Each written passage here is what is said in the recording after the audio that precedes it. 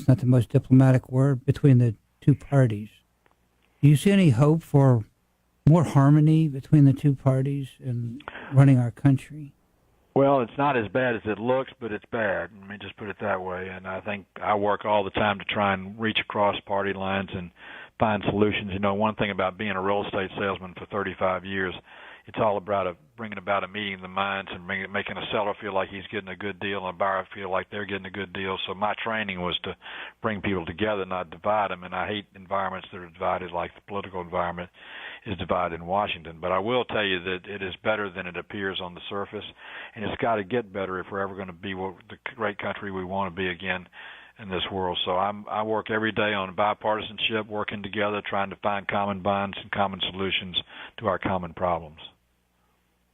So what are some of the issues pending right now that you're working on that might affect the state of Georgia? Well, right now on the floor today, we have an appropriations, we call it a mini omnibus bill on appropriations dealing with interior and things like that. We've just had the National Defense Appropriation Authorization Act. We just did the NDAA.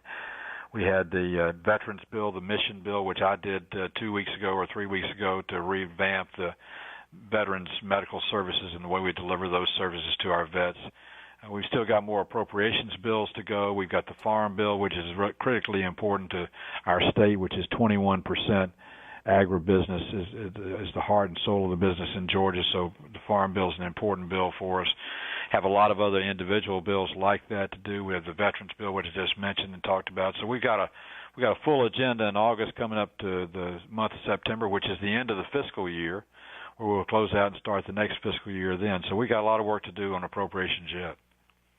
One of the biggest things in our state is the two biggest issues are transportation and education.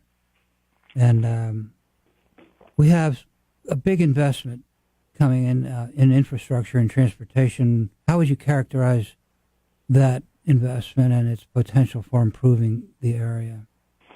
Well, we just announced last week a $184 million federal grant for the expansion of Georgia 400 from Sandy Springs all the way to Forsyth County, which will be an additional lane both north and south. That's been a critical artery for North Atlanta traffic and something very important for us to do.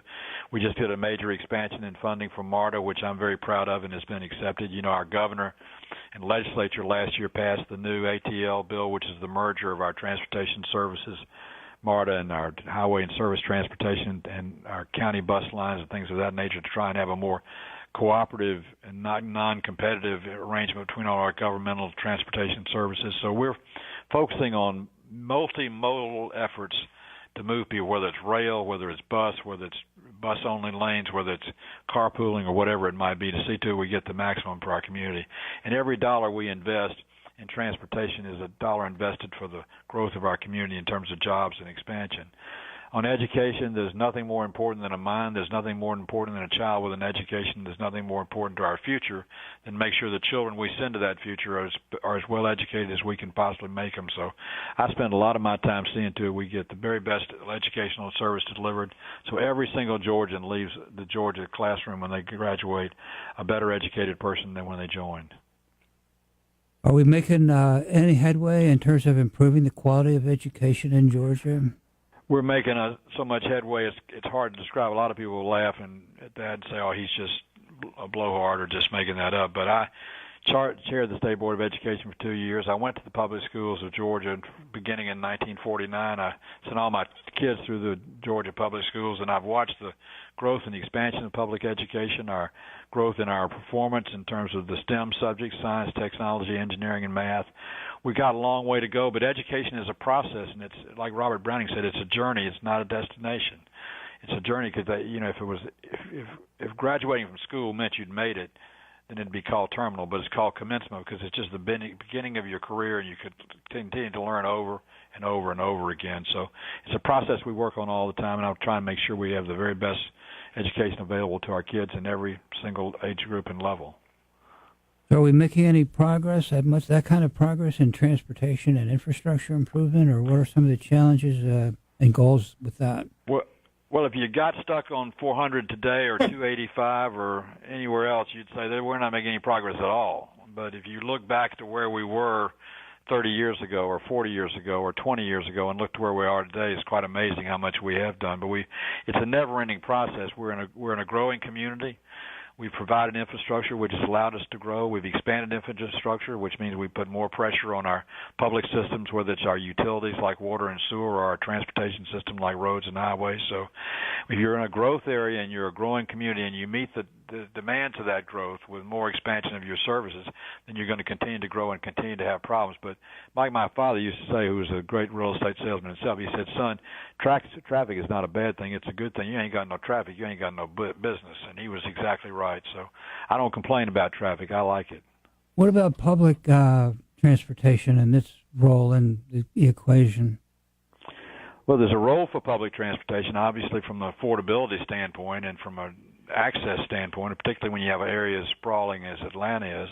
MARTA does a good provision of services in town, and is expanding with the expansion we did with the ATL bill that was passed this year. MARTA is going to be growing even more in its service. But we also have the Cobb Transit, the Gwinnett Transit, and we have the streetcar downtown that has been put in now. We got a lot of other services that have been put in to complement MARTA and those services, and obviously complement our highway system too. So it's a coordinated effort we're going to have to make to see to we make transportation as available as possible to every single Georgian. If you're just tuning in right now, we're with U.S. Senator Johnny Isakson, one of the great leaders of our state, and whose service we greatly appreciate. And if you missed any of this show, it's on my website, AtlantaCommunityProfiles.com, in its entirety without commercial interruption. You know, I ran into State Senator Brandon Beach this morning, told him that I'd be talking to you today. And I asked him if he had any questions that he would like me to ask you. And he said that he would like me to ask you, what can we do to minimize the red tape in some of these new transportation projects, similar to the way in which we minimized the red tape when we had that problem on Highway 85 in Midtown? Well, before I answer that, let me just say Brandon Beach is a great public servant and a good friend of mine and has done a great job for North Fulton County and all of North Atlanta. And he's done many of the positive things that have caused our area to grow and prosper. But, you know, the point he asked is well taken. It took us, when I-85 had the bridge burn up and the bridge collapsed and we had to close it down here a couple of years ago, I think within 3 months that was rebuilt, open, operational, and working, which was an amazing time frame. Normally it takes 2 years to do something like that, which proves that necessity is oftentimes the mother of invention. And what happened there is our Department of Transportation recognized that was an interstate highway that we had to shut down. Until we got it open, we were going to have additional problems. And we put a fast-track piece of legislation through the Georgia legislature to fast-track all the agencies that had approvals over it to get it done quickly. So we targeted getting it finished quickly, but getting it finished safely, and we were able to do it again. Sometimes, Lou, you just need that necessity of being the mother of invention. We ought to always work to make sure we work fast and work efficiently and work safely, but understand that time is money, and the quicker we get projects finished, the better the citizens are going to like it. So that's interesting, but it is important that we try to minimize the red tape and bureaucracy in government and private enterprise as well. Government is too cumbersome, and the process should not be that cumbersome. It's not something that I'm proud of in terms of what we do as a government. We could do a whole lot better in the regulatory environment, and we need to.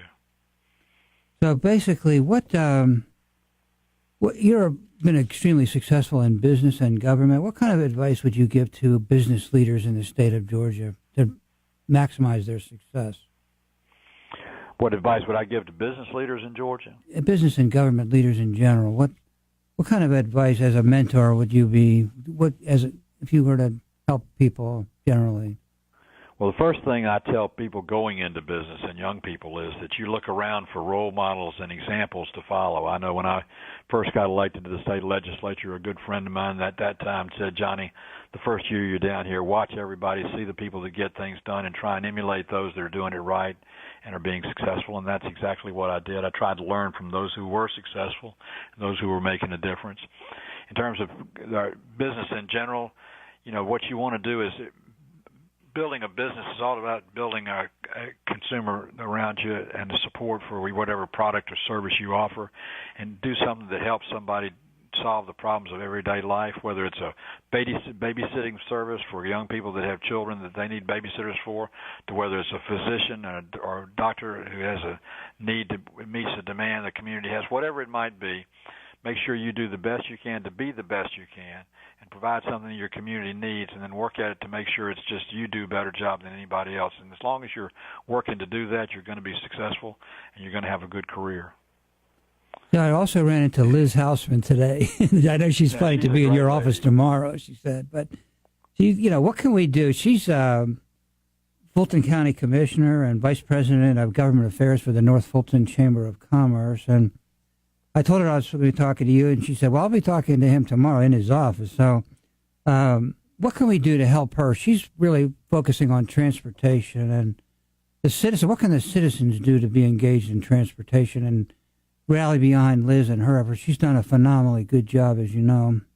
Well, Liz has done a great job, and I think rally around Liz is exactly what I would tell you. I mean, I will tell you as an elected official, what you need are people in the community who are going to rally behind you and work with you on the projects you bring forward to bring them to fruition. And in terms of transportation, many times that's a referendum either for a local option sales tax, a referendum for a bond issue, or some other investment to see to it you have the money to build the services or improve the services that you need.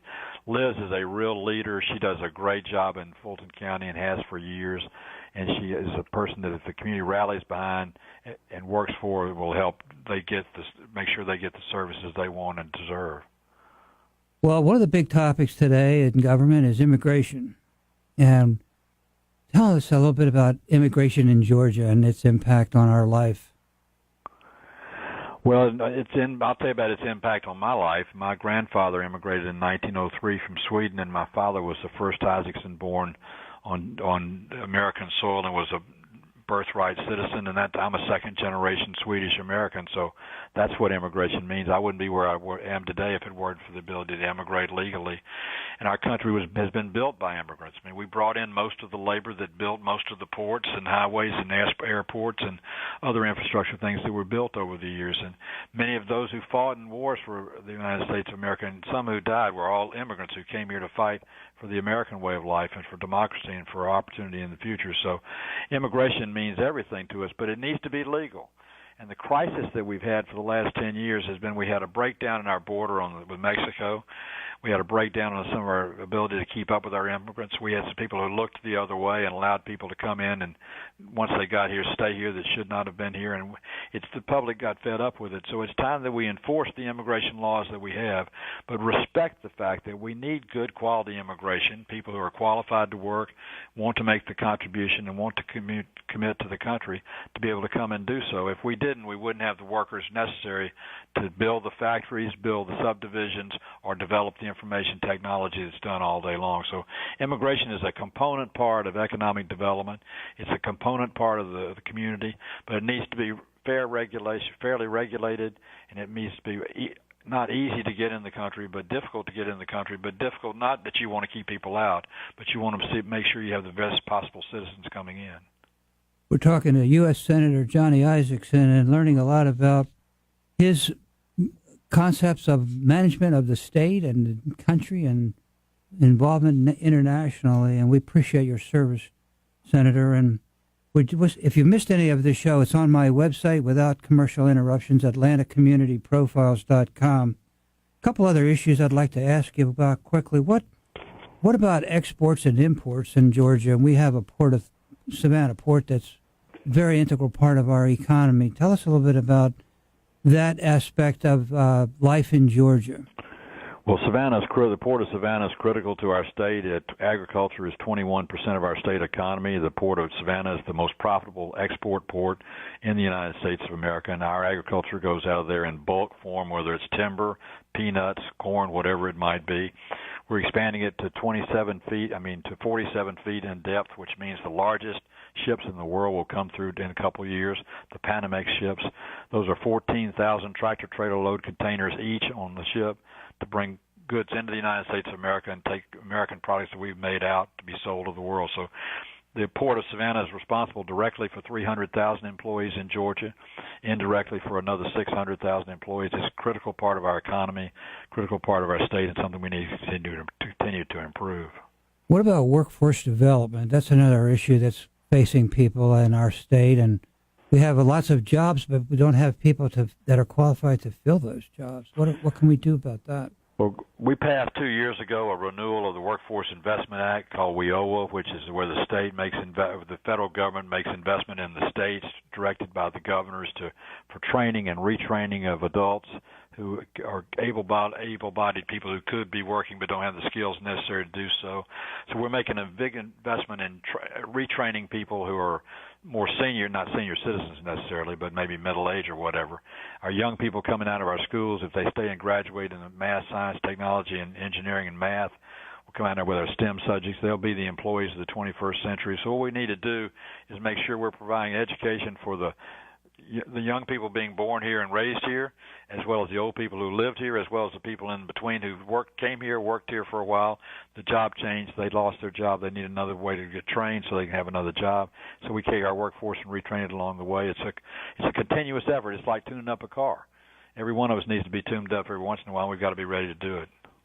You have a long career of very great success in real estate. So let me ask you this question. One of the issues in construction of new housing is labor shortage. What can we do? And also our issues with immigration, are they related? And what can we do about labor shortage in the construction industry? No, they are. I think we talked a minute ago about the immigration. Labor, a lot of our labor for construction, whether it's framing buildings or pouring concrete or whatever it might be, is a lot of immigrant labor does that, and we need to be able to get enough immigrants into the country to do it. So that's an immigration issue, but it's also a vocational educational training. Our technical schools can help provide a lot of the support and training necessary for people with those jobs. But construction needs to have able-bodied, strong folks who have the ability to deliver the type of manual labor that's necessary and high-tech labor that's necessary to see to it the housing of the 21st century is the best that we can possibly provide, and our communities need to have that. Well, another issue is crime. I listened to the Cobb County District Attorney speak recently about gangs, and what can we do about that? Are we making any progress, or is crime up or down, and what can we do to address that? Well, crime is something it's the number one thing we need to provide is safety in our communities, and gangs are a problem. And they are part of the gang. Part of the gang problem actually is illegal immigration into this country, coming in from Latin America and from Mexico, as well as other places. But what we have to do is enforce our laws, have a respect for the law, and see to it we're making an investment in safe streets and safe communities for our citizens. Safety in the community is the number one thing government has to be committed to, and it's the number one thing I commit myself to every day. How are we doing, Senator, on international relations? There's so many. You get every kind of perspective about Donald Trump and everything. What is the scorecard on international relations? Well, I'm going to answer that call, and then unfortunately I'm going to have to get off. I've gotten called for a vote on the floor, so I might have to jump and run that. I apologize for that. But on international, we're working hard to see to it that we're a major player in world affairs, both in terms of cooperating with developing countries to help them develop, take care of themselves, as well as being a catalyst for peaceful organizations that work to maintain security and safety around the world. No better example of that possible than the North Atlantic Treaty Organization and NATO. Work on that every day. So we're making progress every day, and it's a constant battle. Thank you, Senator. What a great privilege to talk to you, and I'd sure like to have the opportunity to have you on the show now and then to keep us up to date. I didn't talk about everything. I had your agenda here, and I took off the website to read to people so they could see how busy you are, and I can attest to you are one busy person. So thank you very much for your service to the community, Senator. Lou, I've enjoyed it very much, and tell all your listeners to give us a call if we can help them with anything. We have a great country because we have great folks, and Georgia's the best state of all to live in. Thank you very much. Have a great day, Senator. Thanks, Lou.